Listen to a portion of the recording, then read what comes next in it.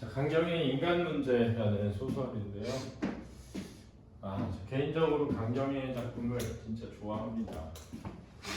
나중에 꼭 한번 읽어보시길. 인간 문제도 좋은 소설이에요. 기억은 1도 안 납니다. 좋은 건 아니, 읽어서 그래요. 자, 1930년대에는 무슨 강점기죠? 한창 일제강점기가 한창일 때죠. 그래서 이런 소설들이 참 소중해요. 그 당시에 실제 이제 피지배 계층이었던 백성들의 삶이 어떠했는지를 보여주는 그런 작품이거든요. 개인적으로는 우리가 관심을 가져야 될 이야기는 사실 이런 거거든요. 근데 막 체인소맨 이런 거 보면서 막 진짜 사실 아무 현실성이 없는데 막 소가 체인을 막 앞에 끌고 다니는 애가 막 그런 얘기잖아요. 사실 폄하하려는 건 아닌데 제 말은 우리 도용스야 꼭 한번 읽어보시길. 장도용스가 읽어보면 감동해서 눈물을 흘릴 수도 있습니다. 이 인간인데 제가 이 부분 잠깐 읽어볼 테니까 진짜 그럴만한가? 같이 한번. 해가 지고 아직아직해서야 개똥내 마당들은 끝이 났다 그랬거든요. 개똥내 똥을 치고 옛날에는 이렇게 약간 신분이 낮은 사람들 이름이 보통 이제 애를 낳으면 개똥이라고 지었고 그 집은 개똥이네 이렇게 되거든요. 개똥이네. 그 스승의 아버지가 어릴 때 이름이 돌창이었대. 돌창이. 그래서 난 몰랐는데 시골에 갔는데 아주 옛날이죠. 돌창이야 왔나 되는 거예요. 그래가지고 돌창이가 누구지? 그랬더니 우리 아빠가 돌창이었대. 어릴 때 이름이 약간 그런 흔하고 천한 이름을 붙이곤 했대요. 근데 그게 또 꼭 나쁜 의미가 아니라 귀한 것이라고 생각하면 하늘이 앗아간다는 생각이 있어가지고 흔하고 천한 이름을 붙여야 하늘이 잘 안 뺏어. 그러니까 많이 죽었기 때문에 그 당시에는 애들이 어릴 때. 마당질은 끝이 났다. 마당질이 뭐냐면 마당에서 곡식을 수확하는 일입니다. 그렇죠? 어둠 속에 뿌옇게 솟아오르는 나락의 더미들. 나락 더미를 중심으로 들어선 농민들은 술에 취한 듯 흥분이 되어 있었다. 농민들 똥을 쳐놓고 술에 취한 듯 흥분했다. 유서방과 덕호가 나왔다. 둘 다 똥을 쳐놓고요. 유서방은 들어가서 등불을 켜가지고 나왔다. 따뻘이는 따뻘이 똥을 쳐볼까요? 따뻘이는 사투리인데 땡벌을 뜻합니다. 땡벌. 별명입니다. 별명. 사람의 별명. 땡벌은 대두를 들고 나락더미 앞에 가서 나락을 손으로 헤쳐가며 말을 되었다. 되었다라는 건 뭐냐면 외쳤다. 소리를 외쳤다. 한 마리요는 가서요. 한 마리 이제 간다. 이거 알았지? 따빠리는 그 둥글둥글한 음성을 길게 빼가지고 소리국조로 마디마다 꺾어 돌렸다. 뒤미쳐 쏴르르 하고 섬 속으로 흘러들어가는 벼알의 소리. 그들의 가슴은 어떤 충동으로 스스로 뜨거워지는 것을 깨달았다. 그들 똥을 알고 쳐놓고 농민들이죠. 다 좋은 의미입니다. 그렇죠? 기분이 좋다는 거야. 그리고 무의식간에 그들의 눈을 썩썩 비비치고 비비고라는 뜻입니다. 동무의 어깨를 눌며 바싹바싹 다가들었다. 그때마다 옆에 동무는 이 사람아 넘어지겠구먼 허허 웃으며. 자 이거 중요합니다. 허허 웃으며. 기분 좋은 겁니다. 그들은 이런 말을 주고받았다. 한 섬, 두 섬, 석섬, 벼섬 차례로 묶여 놓입니다. 그들의 제각기 몇 섬이 날까 하는 호기심에 묶어놓은 벼섬과 나락더미를 번갈아 비교해 보았다. 따뻘이가 땡뻘이 마지막 말수를 되어 뭐라고?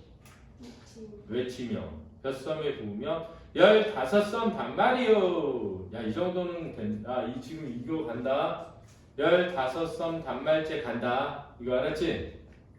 수신가라도 한 곡도 부르려는 듯이 춘향 심청이 그 심청이 나오는 노래가 수신가야, 알았지? 맞겠지? 토끼전 아니겠지? 흥이 나서 임성을 내뽑았다. 15섬 단말 잘은 났다. 와 많다. 가슴을 졸이고 서있던 그들은 똑같이 이렇게 중얼거렸다. 따뻘이는 땡뻘은 톡톡 털고 일어났다. 그리고 개똥이 어플을 탁 쳤다. 이 사람아 한턱 내야 되리. 올농사 자네만큼 된 사람 없어. 허허. 개똥이는 이렇게 대답하며 흘끔 덕호를 쳐다보았다. 정덕호입니다. 빌런이에요.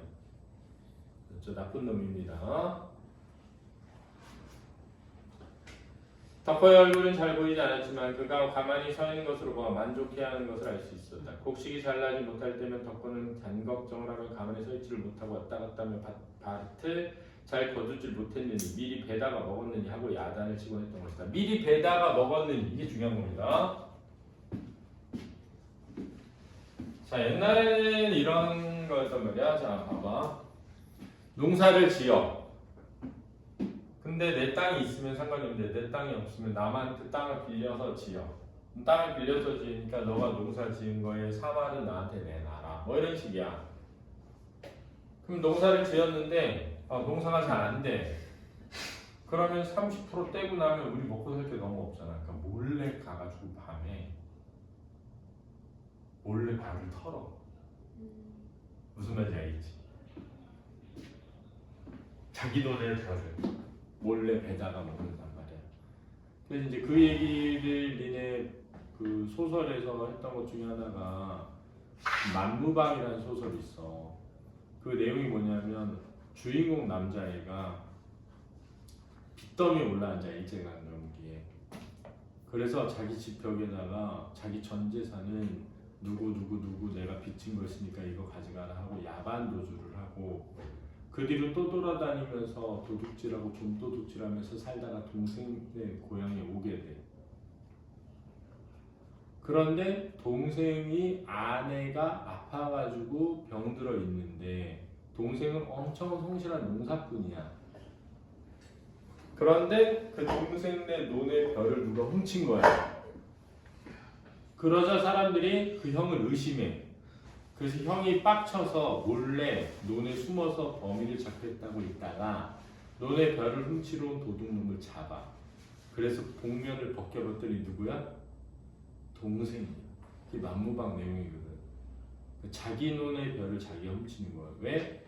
이 논의 벼를 수확을 하는 순간 비료값이며 도지세며 뭐며 다 갚고 나면 빚더미에 앉아 자기가. 아내는 아파서 약값이 필요한데 농사를 지어놓은 벼는 있지만 그걸 수확할 수 없는 비참한 현실 이런 거 보여주는 거거든. 그러니까 이런 시대 상황에 대한 이해가 좀 필요해. 이게 현실의 문제죠, 사실. 지금 우리가 발딛고 있는 어떻게 보면. 그러니까 너네가 뭐 꼭 그렇게 느껴야 되는 건 아니긴 한데 어쨌든 그런 문제들이 있다. 그래서 그렇다. 선생님이 대치동에서 학원 수업할 때 가끔 봐. 내용이 뭐냐면은 아빠가 대기업에 엄청 좋은 직장에 다니다가 하루아침에 정리해버린 거야. 그러면 이제 퇴직금이 나오긴 하잖아. 그리고 몇 달 동안은 급여가 나오거든. 근데 이제 아빠 입장에서는 막상 퇴직금이 나온다고 해서 그걸로 뭘 당장 하기도 좀 어려울 수 있잖아. 잘 되라는 보장도 없고. 그러니까 그 주어진 한 3달인가는 막 직장도 알아보기도 하고 이직하려고 사업도 알아보기도 하고 막 그러고 다녀. 그런데 이제 생각은 벌써 이제 그만두게 되면은 뭘 돈을 줄여야 되는데 엄마는 애 뭐가 더 필요하다 뭐가 더 필요하다면서 과외를 막 더 시키려고 하고 하는 거야. 그리고 이제 대치동에서 학원 보통 국어학원 2개 보내거든. 그러면 100만 원에 가까워져. 교재비 포함하면 막 35만 원, 45만 원 막 이런단 말이야. 그 은평구 쪽에서 우리 학원에 면접 보러 오신 분은 영어 얼마니 학원비인데 25만 원도 깜짝 놀고 거기 43만 원인데 일주일에 2번 가고 중학생인데 43만 원 되는 거야. 그래서 내가 우리는 법정 수강 요금 받는다. 그래서 내가 말을 했거든. 그래서 안 오시겠다는 거야. 왜냐면 학원비가 싸면 퍼센트가 있어도 가져갈 수 있는 돈이 적을 수 있잖아. 그럴 수 있단 말이야. 그러니까 그 집에서는 그러니까 아빠는 근데 결국은 되게 비참해지는 거야. 갑자기 이렇게. 그래가지고 선생님 50대 찾아오는 3가지 악마가 있대. 첫 번째가 뭐냐? 부모님이 아프신 거. 부모님이 아프시면서 갑자기 병원비 들어가고 막 돌봐줄 사람 필요한데 형제간에 서로 떠밀고 그래서 결국은 막 요양병원에 보냈는데 막 면회를 누가 가야 되니 하면서 와이프랑 이제 사이가 갈라지기 시작해. 두 번째 악마가 뭐냐? 실직이야. 왜냐면 50대가 되면은 이제 두 가지 중에 하나거든. 임원을 달거나 그만두거나. 임원을 달면 매년 재평가를 받아야 돼. 매년 직장에서 나갈 위험이 존재해, 상존해. 그럼 이제 알잖아. 결국은 치킨집 이렇게 가는 시스템 있잖아. 세 번째 악마가 뭐냐? 자기가 병에 걸리는. 그래가지고 막 스트레스 엄청 받으면서 막 힘들어하고 있는데 갑자기 하면서 배가 아파가지고 좀 건강검진 받으러 왔는데 암이야. 그럼 이제 끝나는 거야. 거기서 이제 그 이야기가. 그럼 이제 멸망전으로 가는 것 같은데 폭망하잖아. 그리고 났는데 나중에 그 애를 만나잖아. 잘 살고 있다. 진짜로 잘 살고 있어. 부모님은 결국 폭망해서 서울에서 못 살, 대치동에서 못 살고 저기 경기도 저 변두리로 가서 돈을 많이 못 벌고 애는 학원을 다 끊게 되고 결국 애도 옮겨가서 경기도 지역의 고등학교로 가서 혼자 공부하는데 애가 갑자기 정신을 차려. 나이스. 그리고 열심히 공부해. 그랬는데 명문대는 못 가. 명문대는 못 갔는데 대학에 가서 알바 엄청 열심히 하고 자기가 자기 쓸 거 다 벌고 부모님 용돈도 드리고 그러다가 너무 감사해서 선생님을 찾아와. 선생님이 그때 해준 말이 너무 용기가 됐다며. 내가 한 말을 그거지. 그냥 다 사는 거야. 삶이 사라져. 못 살 것 같지. 야, 우리 때는 다 한 칸 방에 엄마 아빠 다 같이 살았는데 잘 살았어. 아무 걱정 없이. 살아봐. 걱정 하나도 안 돼. 그냥 안 쓰면 돼. 돈을 안 쓰면 돼. 진짜 간단히 딱 먹을 것만 먹고 할 것만 하면 되거든. 이게 이제 생각이 남들처럼 살아야 된다는 생각에만 사로잡히지 않으면 되거든. 집에 옷 내가 그랬어. 야, 니네 집에 옷 봐봐. 너네 집 옷 있잖아. 내가 볼 때 있는 거 다 한 번씩만 입어가면서 살아도 한 500년 살 거야 그랬어. 근데 매년 그렇게 50년씩 입을 수 있는 옷이 있는데 계속 사대니까 돈이 계속 필요한 거지. 신발장에 열어봐라. 신발 가득 차 있지. 근데 신나? 안 신지. 니네는 그 생각이 별로 없을 수 있어. 니네는. 근데 그렇다. 그게 이제 있는 거야. 야, 근데 이런 고민하고 완전 다른 거야. 진짜 살기 힘든 거야. 진짜 살기. 그래가지고 여기서 그랬는데 덕호가 갑자기 유서방 두루마를 갖다 주고 뱃섬을 식여. 그들도 뱃섬을 받아 올리면 무겁다. 참 변한섬 이렇게 무거운가? 덕호가 들으라고 일부러 이렇게 말했어. 덕호는 어둠 속에 권련만 뻑뻑 빼더니 개똥이 자네 여기서 다 회개 끝내고 말지? 와, 회개 다 끝내고 말지가 뭐야? 빚 여기서 다 정리하자 이거야. 후일에 다시 쓰더라도 응? 자네 빚낸 돈이 얼마인지? 개똥이 말을 들고 덕호는 이렇게 말해. 개똥이가 덕호 말을 들고 빚말을 내지 않으려나 하는 불안에 가슴이 조마조마했다. 이거 중요하다. 전신의 맥이 탁 풀렸다. 빚말을 내지 않으려나 하는 불안, 전신의 맥이 풀렸다. 아무 대답 없는 개똥이를 안타까워 바라보던 덕호는 저놈이 빚을 물지 않으려는 속이구나. 갑질이야. 물지 않으려는. 하고 어떻게 하든지 이 자리에서 뱃섬으로 차지하지 않으면 못 받을 것 같았다. 자네 15원 내간 것이 정월달 아닌가? 그러니까 이달까지 꼭 10달째. 이자까지 하면 20원이 넘네 그려. 우선 넉섬은 날 줘야 하네.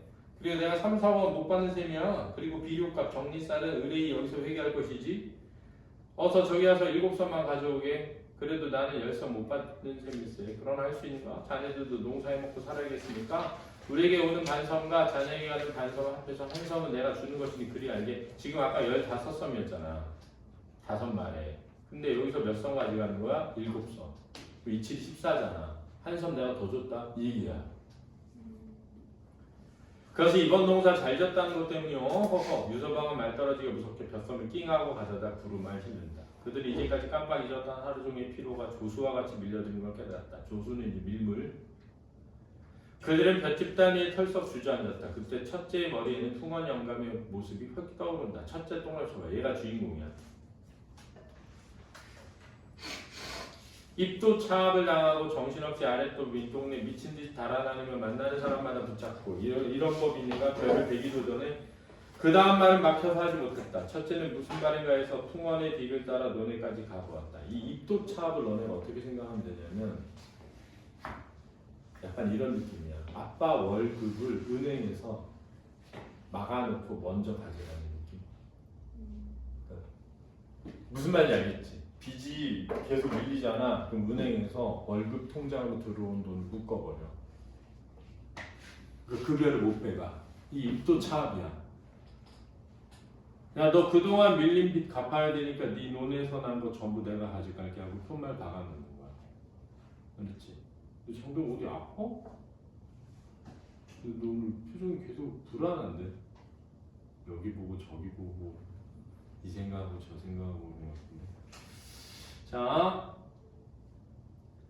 논기에 세운 조그만 나무 판자에 무슨 글씨인지가 써 있었다. 풍어는 그 나무 쪽을 가리키며 글쎄 집달리라던가 그랬단 말이야. 집달리가 뭐야? 집행관, 집행하는 사람.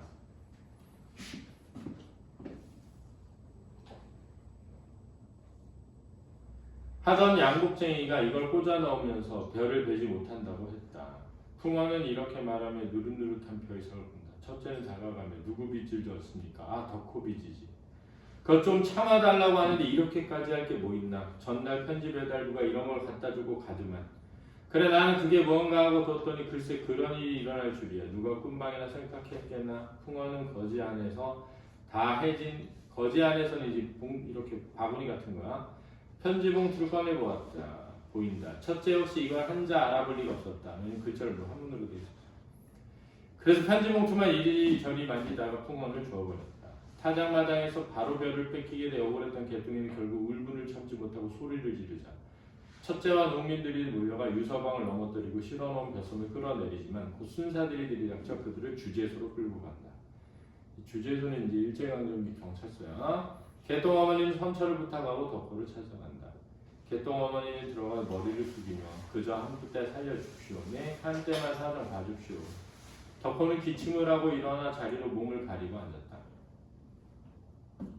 글쎄 놈들의 행세를 봐 분나는 대로 화가 난 대로 용서 없이 고생시켜야겠지만 그러나 소위 면의 어른이라는 나로서는 소위 이른바 사람들이 일컫기를 면의 어른이라고 하는데 내가 더구나 저런 늙은이들이 불쌍해서 그럴 수 있는가. 저런 늙은이 개똥 엄마야. 개똥 엄마는 너무 감격해 소리쳐 울고 싶었다. 이 너무 감격해 소리쳐 울고 싶은 이 개똥 엄마 있잖니. 이게 왜 중요하냐면 이런 걸 계급적 의식성을 갖지 못한 상태라고 하는 거야. 응? 계급 의식을 갖지 못한 상태라고. 이게 뭔지 이제 나중에 다시 설명해 줄게. 그리고 저런 후한 어른의 뜻을 몰라주는 개똥이와 동무들이 끝없이 원망스럽다. 그저 살려줍시오. 저를 봐서.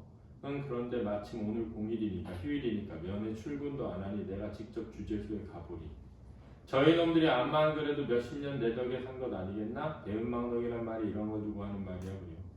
거정 나도 손도 없는 사람이라 저희들이 내 친자식과 같이 살아간단 말이요. 손도 없는 사람, 자손이 없다는 거야. 그렇지? 어제만 하더라도 내가 생각해서 변성 거저주지 않았나? 너 8개 나 7개 했잖아 이거 알았지? 그런데 그놈이 그 은공을 몰라본단 말이야. 하필 올해뿐인가? 작년 재작년도 그래왔지. 그까지 죽인 놈들 생각하실 게 있겠습니까? 그들 후하신 마음으로 이 늙은 거 한번 봐주셔야지요. 그럼 돌아가게 이따 가보리. 개똥어머니가 코가 땅에 닿도록 절을 하고 돌아왔다. 자기 중요하다. 덕호는 도로 자리에 누우며 이놈들을 더 고생시켜서 세상의 법이 어떻다는 걸 알려줘서 정신을 차리게 해주려고 했는데 날은 점점 추워오고 그럼 거기서 고생 많이 할 것 같아. 이게 아니라 어서 눈이 오기 전에 마당질을 끝내야겠으니 부득이 놓아주라시오. 일 시키려면. 그렇지? 일 시키려면. 그 다음 이제 봐. 더구나 이 가을부터 미국 통제안이 실시된다는 말이 있어. 그러면 고가가 올라. 빨리 그놈들 빚을 현재 고가로 청산해야 돈을 더 많이 받는 거잖아. 이해됐지? 라는 생각이 들자 자리가. 그러니까 결국은 은혜를 베푸는 게 아니라 자신의 뭘 위해서? 이익을 위해서 하는 행동일 뿐인 거지. 이해됐니? 이게 이제 강경의 인간 문제입니다. 이 쓰는 이 이야기를 끌어가는. 근데 이제 얘기의 핵심 첫째가 좋아하는 애가 있어. 선비라는 여자예요. 근데 아버지가 돌아가시고 나중에 어머니도 돌아가셔서 결국은 이 덕호네 집에 몸종으로 있게 되는데 덕호가 강간을 해. 선비라는 애를. 그리고 여기 첫째라는 애는 결국은 이 마을을 떠나가서 공중 노동자가 돼. 공장 노동자가 돼서 노동자들의 현실의 문제 의식을 느끼고 파업을 주도하고 데모를 하게 되고, 이 선비라는 여자도 공장 취직을 해. 이 덕호를 떠나서 덕호네 집을 나와서. 그래서 거기서 힘들게 노동 생활을 하다가 병에 걸려 죽어. 그래서 이 죽은 그 선비란 여자를 찾아간 첫째가 막 울면서 뭐라고 생각하냐면, 내가 해결해야 할 뭔가 인간의 문제가 있는 것이 아닌가? 라고 각성하면서 이게 끝나. 그러니까 결국 뭐냐면, 우리는 그동안 피지배계층이 게으르다거나 뭐 능력이 없다거나 지식이 없다거나 부족하다거나 이런 식으로만 다루고 접근해 왔는데, 사실은 이 구조적 문제가 아주 심각하다는 걸 소설 속에 녹여가지고 보여준 작품이지. 이 당시에 이 강경의 이 소설들을 엄청 사람들이 많이 읽었어. 진짜로. 그리고 의식적 변화가 많이 일어난 거야. 농민 노동자들 사이에. 실제로. 근데 그게 왜 가능했냐? 내가 생각해보면 한글 창제의 힘이지. 왜냐하면 어쨌든 한글을 글자를 읽는 게 굉장히 중요하거든. 그러니까 한 사회의 의식 수준이 높아지려면은 문자를 통한 의사소통이 굉장히 활발해져야 되거든. 이게 우리나라에 있는 거지. 그러니까 아닌 말로 이런 거야. 그냥 음악이 나왔어. BTS가. 근데 그냥 우리는 그냥 수용하는 대상으로 끝나는 게 아니라 그걸 평가해. 그래서 자기 평가를 막 올려. 그래서 사람들이 공유해. 이건 별로야. 뭐 예를 들면 그럼 그게 자극이 되지. 한편에서. 그러니까 더 나은 걸로 나아가는 바탕이 되는 거지. 그러니까 이 강경의 인간 문제라는 소설도 이 당시 사람들한테는 더 나은 상태로의 변화 과정에 자기를 이끄는 힘이 될 수 있는 거지. 예. 자, 보면 정리해 볼까요? 앞부분은 누구?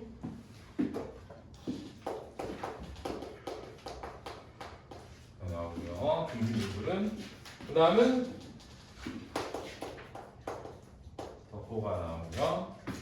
그 다음은 유서방이 나오고.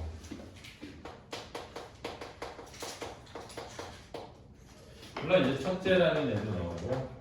얘가 사실상 소설에는 주인공이지만, 그 다음에 풍언영화.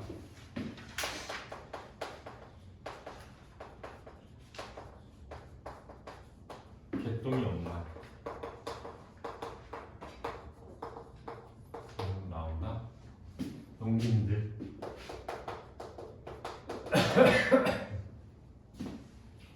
뭐 땡벌, 딱벌이.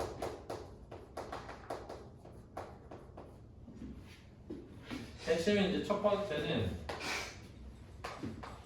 농사가 잘 된 것을 함께 뭐하고 있어?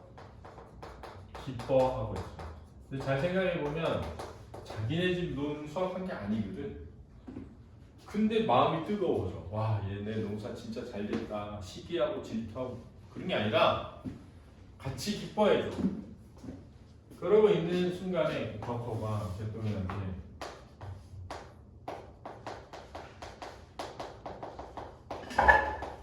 해야지.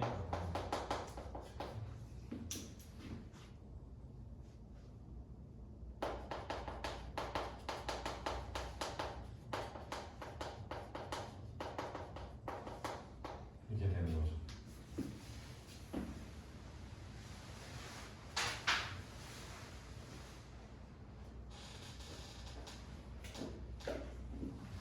그 사람들은 전부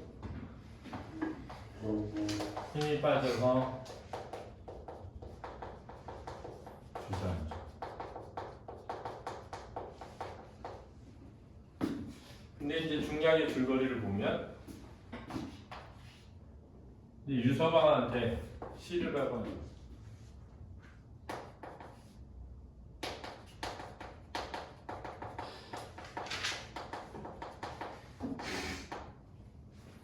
그래서 중략 부분 보면은 그 농민들이 달려들어서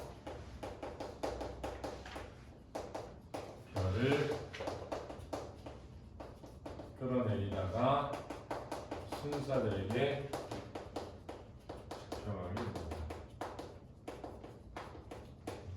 이 모습을 본 첫째는 풍원 영감 이야기가 떠오릅니다. 그죠? 그 중간이네, 앞이네. 과거 이야기예요.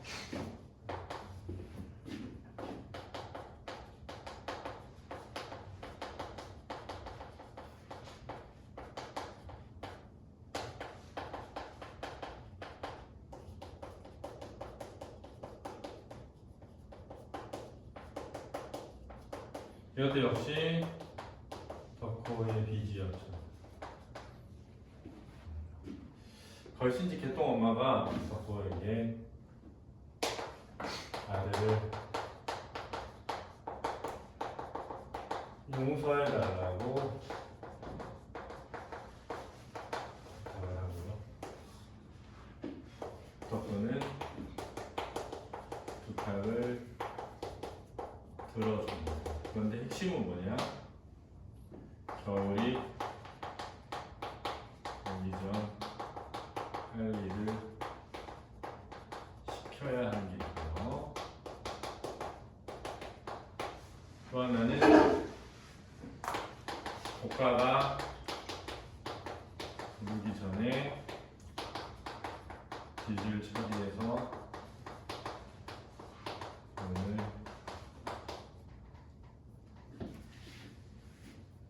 기획을 남기는 것이죠.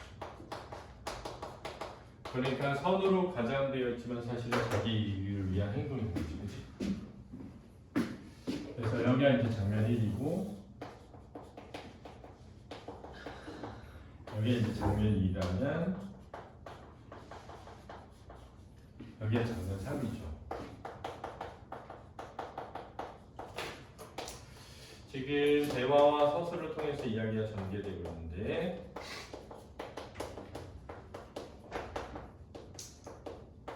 인물의 성격을 부각하고 있습니다.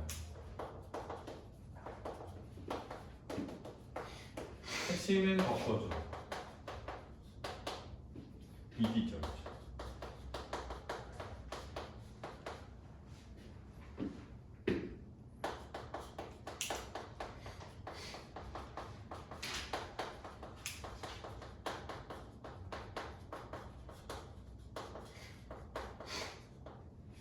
그 다음에 이제 개똥이나 농민들이나 풍원영감이나 이들이 이제 피지배 계층으로서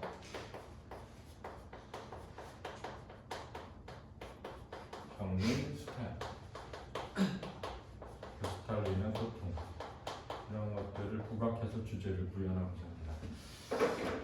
모든 주제는 권선징악이죠, 사실은. 그런데 처벌을 받는 건 아니지만 우리가 마음속에 이런 걸 미워하게 되죠. 먼저